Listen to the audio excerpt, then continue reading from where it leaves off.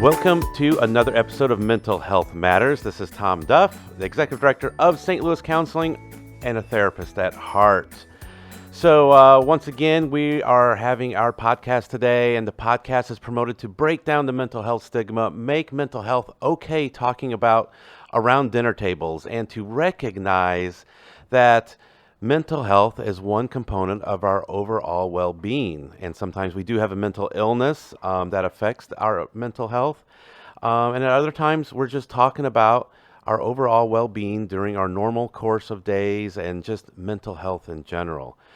As always, we always have cool and interesting guests to help people realize how mental health touches all aspects of our lives. And today is no exception. We have Sara Newberry with Sole Shine Massage with us. Hi, Sara. How are you? Hi, I'm doing good today. How are you? I'm doing great. I am excited you're here because, one, as I've said before, if I could get a massage every week, I would do it every week because I'm a big believer in what it does for you overall. So as today, I'm sure as we get into this today, we'll kind of talk about that. But I guess first, tell us about Sole Shine. Well, Sole Shine is a multi-therapist massage studio located in the heart of Maplewood, Missouri. And Maplewood is a kind of unique and progressive neighborhood in St. Louis that really caters to businesses that are unique.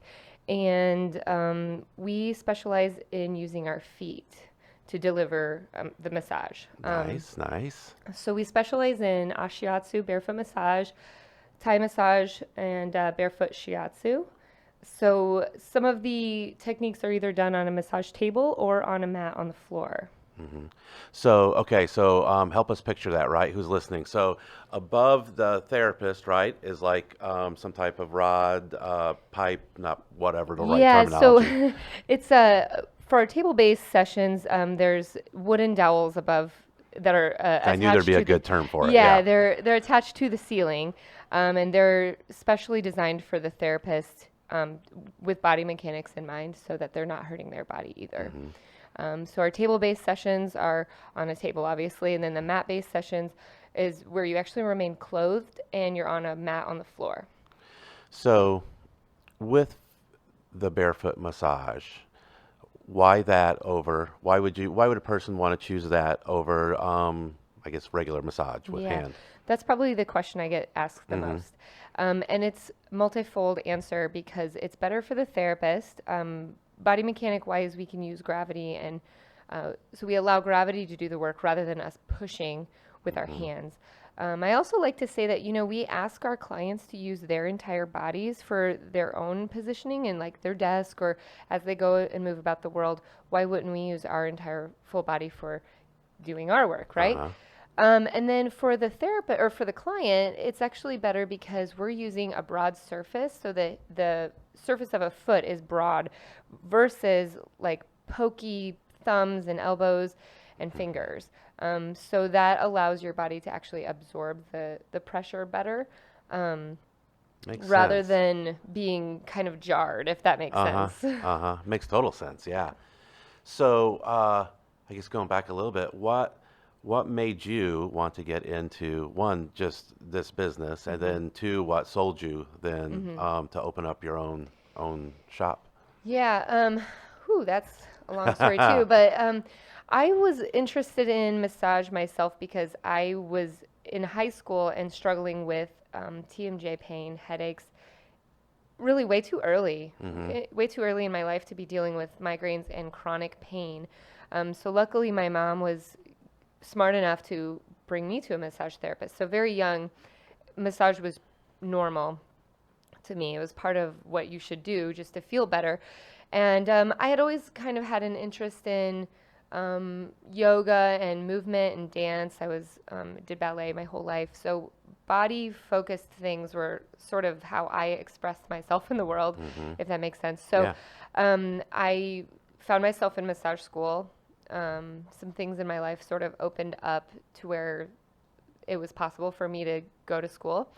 And I did that. And as I was going through school and then as I got out of school, there were a couple of experiences from an employment standpoint that just didn't sit right with me. Things were not ethical, legal, or I just wasn't taken care of or valued for what I was doing. So that kind of propelled me into learning this modality that I could do in a very small space, and that would serve me for the long run. The average shelf life, if you will, of a massage therapist is 6 years. Really? So it's not a very sustainable career if you're not really diligently taking care of yourself in all ways, not just physically.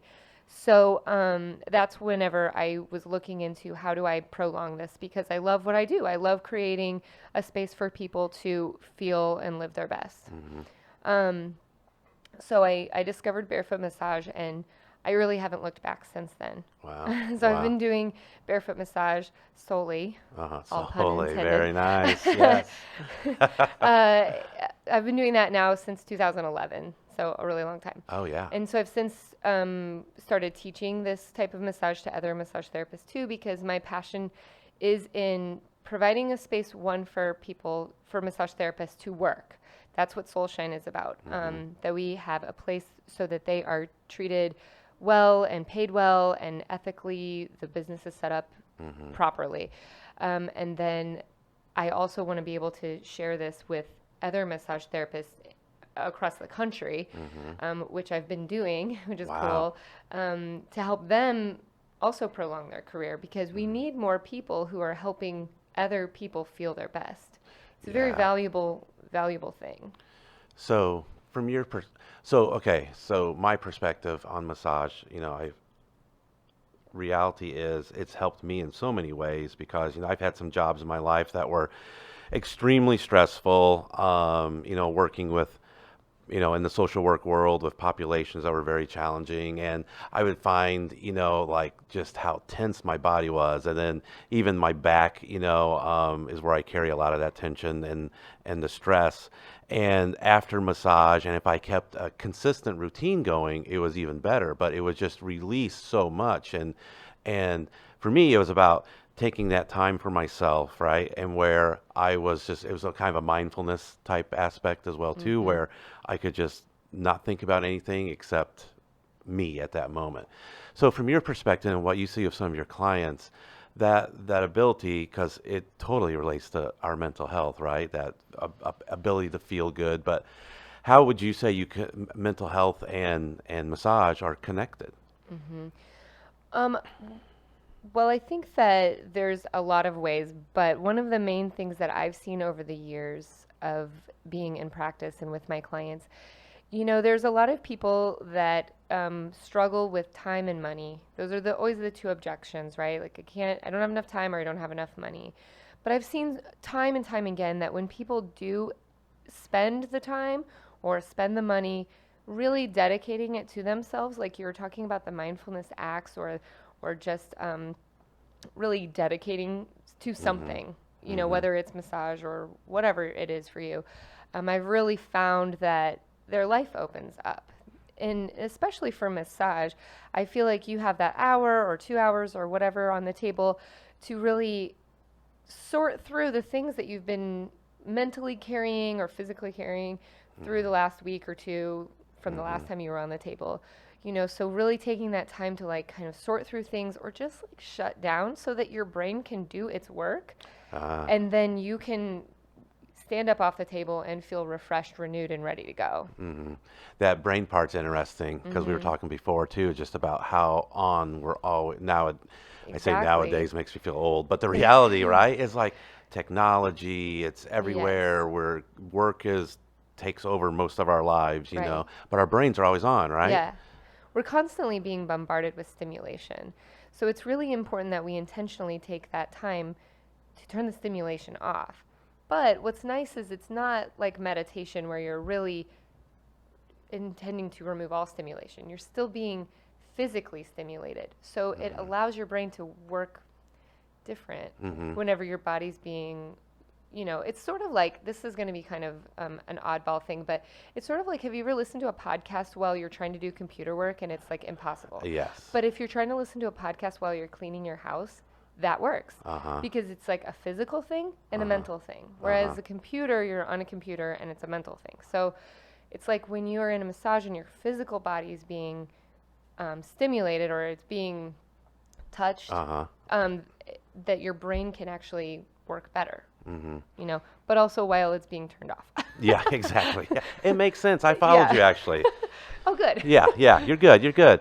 So let's talk about touch. The importance of touch in our world, right? Yeah. What is that from your perspective? What does that do? Oh man, I wish there were more studies on it so that it was researched and empirical and be able to say like this is what it is. There is a ton of research out there, but like I don't think there's ever going to be enough. But I've seen so many people from, like we were talking about, elderly people to single folks who or just different types of touch. I also work with a lot of moms and new moms who claim to be touched out.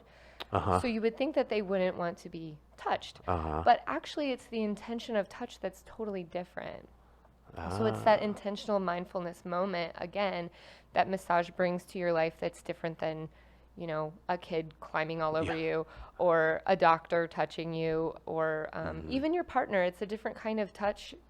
It's a different kind of intimate touch than like even your husband or wife or whatever kind of partner you have.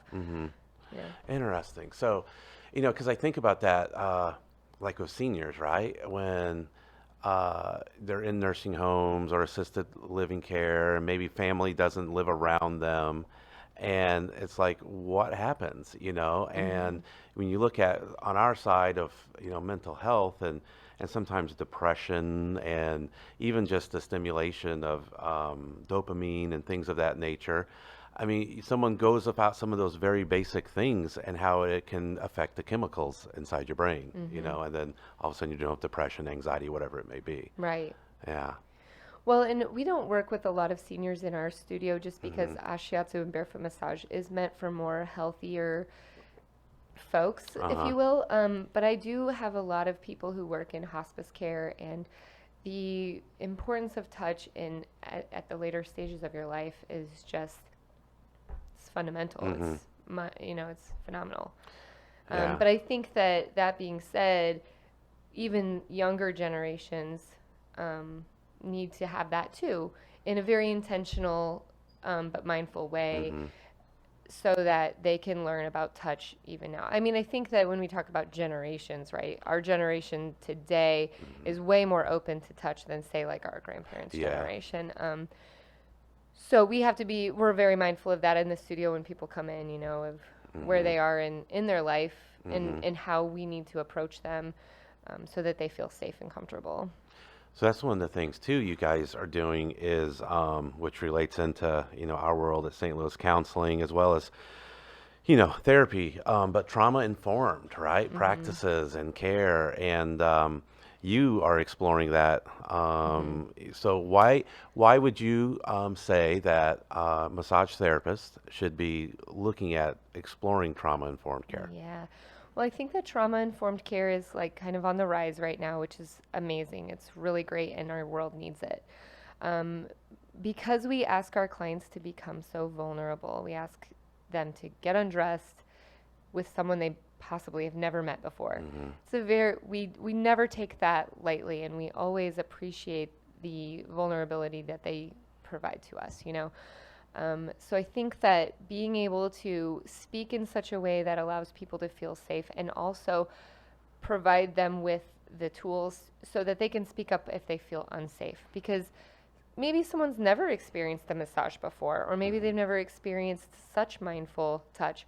Or we can also talk about the emotional release that sometimes happens during a massage, and do they feel comfortable enough to say, whoa, this is too much, or whoa, that was really amazing, give me more of that emotional release, you know?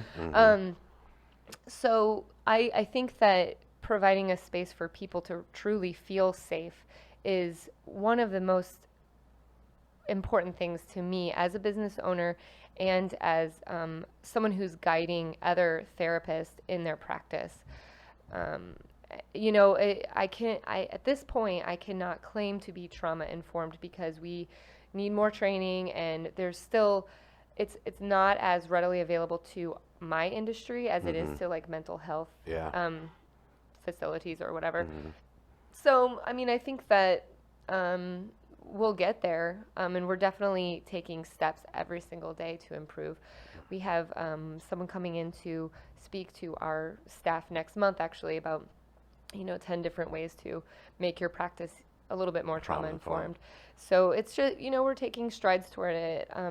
There's a lot of people who have experienced abuse in various ways, and so we want to just be mindful of that whenever we're asking them to become so vulnerable with us. We definitely don't take that lightly. Yeah, yeah.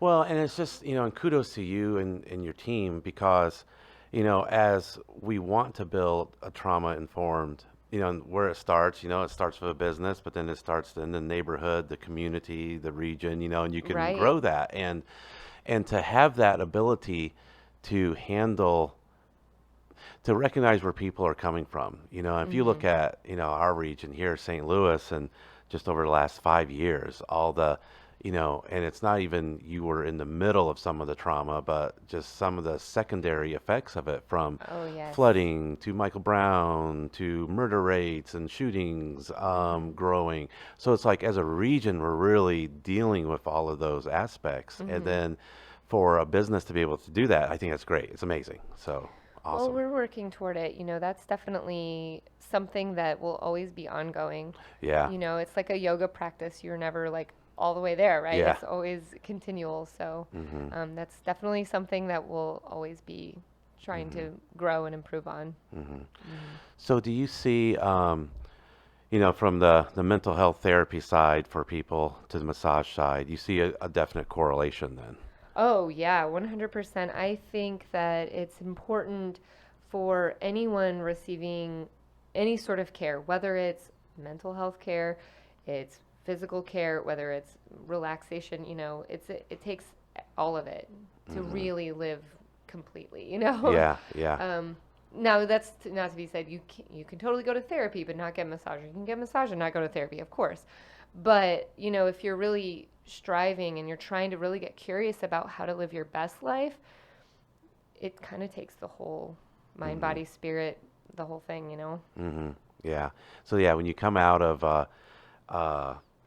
therapy session, you come out of massage session, there's a lot of similarities how people are feeling. Like you mentioned, like the emotional release that sometimes you guys are seeing, and of course we see that as well too. Sometimes feeling out great and rejuvenated, you're able to either talk something off of your heart or your soul, or for you when they're leaving out one of your sessions, just feeling like the happiness. Right. I also think that massage is really grounding, and we've had people sort of stumble into our studio after they've been with their therapist and they're feeling elevated. They're feeling too like floating still. So they'll want to get a massage to come back down to be able to actually process what they experienced. So I definitely see where massage and mental health they totally go hand in hand. Totally correlated. So one of the things I said earlier, and you kind of gave me some more factual stuff on, but I was like, massage can release the toxins, right, out of the body. Yeah. But really, the truth is... Yeah, the whole toxin thing is just, it's a myth. Toxins are, our bodies are releasing toxins all the time. Like our organs are actually in doing that process. Massage doesn't do that process. You can talk about lactic acid if you want to talk about removing of lactic acid from the tissue, but essentially our livers and our gallbladders, that's their job, is to remove the toxins, if you will, which even that word is kind of like questionable. But there's a ton of misinformation about massage therapy in general out there, and we're working really hard to make it right. And we're trying to make what we say to people evidence-based and come from a place of this is real, this is true, science can prove this, and if it doesn't prove it, then that's okay. We don't have to make up some sort of wild claim. I've heard some really crazy things that people think massage can help with, but essentially at the end of the day, massage therapy is for relaxation. It's for stress relief. It's for moving your body into parasympathetic nervous system, which, like we said, our world is so full of stimulation and so full of stress that a lot of us are walking around in fight or flight pretty consistently. So anything that you can do to bring yourself down from that is going to be helpful for you. So parasympathetic, say that again. Parasympathetic nervous system. All right. Or That's- PNS. Yeah. I had to figure that out. Yeah. So that basically is, describe that. It's like the wine or dine. You know, you hear fight or flight a lot, but Yeah. then there's wine or dine, and so that brings you like down. You're feeling chill. You're feeling, you know, you can talk about like evolutionary practices whenever people were like running from bears. It's Yeah. really important for us to have that system, right? To fight or flight, to get up and move if there is something going to attack us. But we don't have bears attacking us anymore. So Hopefully. hopefully, I mean, yeah. right. Yeah. But that, I mean, that's still important. Like you said, if there's a flood, we need to be able to move quickly and like go to the next thing to keep us safe. But there's too many people living in that space consistently. So the more we can move to the other system where we're actually chill, we're enjoying, we're relaxed, we're rested. It's our better selves. Yeah, it's a Yeah. better way to live. I mean, that just sounds nice, doesn't Yeah. it? Like, Oh, who wants yeah. to be always on edge? Yeah. Yeah. I don't. Yeah, exactly. Well, and you think about that because, like, a lot of people are like, oh, I can't wait for the weekend, you know? Yeah. And even when you think about that, it's like, you know, you may be going all week long, and then the weekend hits, and if you're not able to put yourself on that space, you're not really fully rejuvenating, you know? Oh, yes, totally. Yeah. Totally. So let's kind of switch gears a little bit. Being a business owner, right? The difficulty of that, the stress of that. How do Yeah. you manage yourself? Yeah. Well, a lot of mindfulness and a lot of support. You know, I'm a single mom of 2 kids that are 5 and 2, and I'm an instructor for this Ashiatsu world, and I travel a lot to do that. I'm traveling, you know, to teach in Chicago in 2 weeks, and then I'm in Philly, and then I'm kind of all over the place. And I also have a staff that needs me too. So it's really key that I'm intentional about what I do, scheduling blank space in my schedule, you know, and asking for help whenever I need it. And that's been a hard thing to learn. Yes. Yeah. But I also have really discovered that I have a tribe of people that are lifting me up whenever I need support, whether it's, you know, watch my kid or, you know, they're championing my business and sharing my information on social media, like little things like that. There are people out there who know that what I'm doing is bringing more good into the world, and so they want to support that and celebrate it. Those relationships are important. Yeah, for sure. So it is about like having the support. It's about understanding what is ethical, right, legal, so that you're not coming into a hurdle later. You know, Yes. that's one thing I see in my industry a lot is people thinking that it's super easy to just open a business, and it's really not. Yeah. So true. So true. Understanding things on the front end, you know, getting the coaching. I had a ton of mentors in the beginning. I still do have a ton of mentors, but you know, having that in the beginning of things and not trying to figure things out as you go along is super, super important. Because I've had my business now since 2012, and it's expressed in a lot of different ways in that time. And I know that going forward it will look different in a couple years or whatever, because that's just how evolution works. You know, we've grown a lot, so much, and growth is good, but also making sure that you're connecting and touching, you know, like touch base with yourself and your business as you go along is really important. And probably staying pretty goal driven as well. Oh yeah. Too. So did you ever think you'd be traveling to do all these trainings and teaching people? No, you know, honestly, I never thought I would own a business either. I didn't really know that was in my wheelhouse. But like I said, some things in the beginning of my career sort of pushed me in that direction, and here I am. And now I don't know, I wouldn't be doing anything else but this. Like I'm so passionate about it that I would feel as if something were missing if I weren't doing this, you know. So an important side is, like you said, as a business owner, to kind of stay grounded, have those relationships and support. Yeah. Ask for help. That is so hard to do. Yeah. Yeah, Yeah. but you know what? It is so hard, but it shouldn't be, because I don't know about you, but I want to help people. When someone asks me for help, I love it. So I try to always remember that whenever I'm feeling hesitant to ask. And I think, like, what would I say if someone was asking me that same thing? And the answer is like, of course I want to help. So I try to remember that whenever I'm feeling like I don't want to ask. Yeah, that's a good point. And so I just try to reverse it a little bit. Yeah, that is really good advice, because you forget sometimes. You think more about, like, am I putting the person out, or I don't want to seem like I don't know what I'm doing. But the Totally. reality is, like, yeah, people love to help. And the thing is nobody knows what we're doing, okay? Like, nobody really knows what we're doing here. And we learn as we go, and we try to learn as much as we can from other people. But we're all figuring it out as we learn things. If you don't know how to do something, you learn it. Yeah. Thank That's God always for been the way. YouTube now too. YouTube, right. yeah. Oh my gosh. Oh my gosh. Right. That's like been my motto, is like, okay, I don't know about this accounting thing. I better do a QuickBooks tutorial or something. I know. Isn't it crazy? Because you used to have to, like, ask somebody, like, how do I fix this? It's like, well, you got to go find somebody that knows how to do it. And then now it's everywhere. Yeah. Thank goodness for the internet. Yeah. But still, talking to somebody is much, much better. Oh, I'm right? so old school in that way too. I always like to converse. Yes, it makes it a lot easier. Yeah. So, so if you we're going to dream big, right? So what's next for Sole Shine? Wow, that's a good question. Right now I feel sort of exhausted from growing. So I'm really just trying to maintain, like, our systems that we have in place right now. We just expanded in March, actually, so we now have 4 treatment rooms and a teaching studio. Wow, nice. So it's a pretty big operation. And so there's probably more traveling in my future. And, I feel like we're always looking at, like, what's trending in the world. So right now, like I said, we're kind of doing the trauma-informed thing.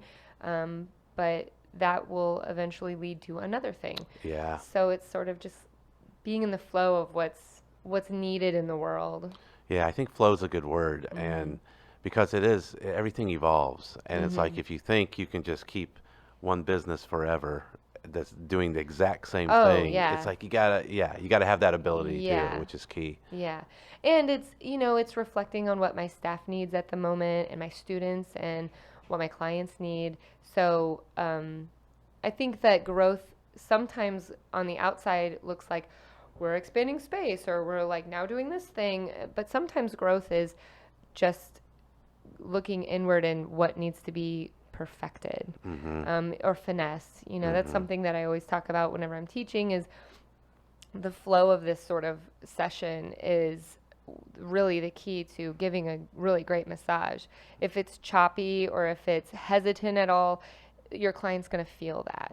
So it's about the finesse and making all the edges seem nice and fluid and flowing and pretty, and no rough edges anywhere. Yeah, no rough edges, no poking.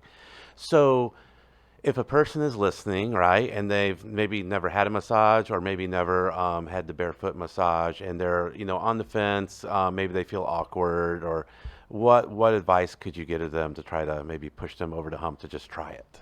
Well, some things that we run into at times are people who feel weird about feet. They think feet are gross or whatever. Here's what I would say to that.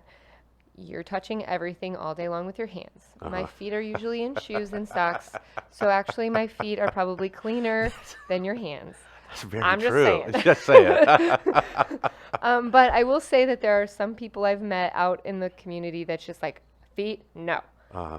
Okay, I want you to feel safe and good, and so if you're worried about my feet on you all the time, then it's just not a good fit. There's tons of other hands-on massage therapists that I would love to refer you to, if that's really, you're not going to get over that hump. However, there's been so many people that get up off the table and they're like, I couldn't even tell that was your feet. Wow. And so we're very skilled with using our feet. It's not like, we hear stories like, I used to do that to my dad, walk on his back. Yes, we're like professional Yeah. back walkers, but I like to use the word glide because it's more like we're not Glide. clomping on people, we're Yeah. actually gliding and using a fluid stroke. So, I mean, I just think that if I was really wanting to say something, it would just be like, you should just try it. And if you don't want to, if you don't feel comfortable, you don't want to try it, you shouldn't. But you don't know what you're missing. Yeah. Nice, nice. So if somebody wants to schedule a massage at Sole Shine, how would they go about finding you guys? Yeah, we're on Instagram and Facebook, Sole Shine Barefoot Massage. We always try to emphasize the barefoot massage because we want people to understand that barefoot massage is a normal thing. I think that it's relatively still new.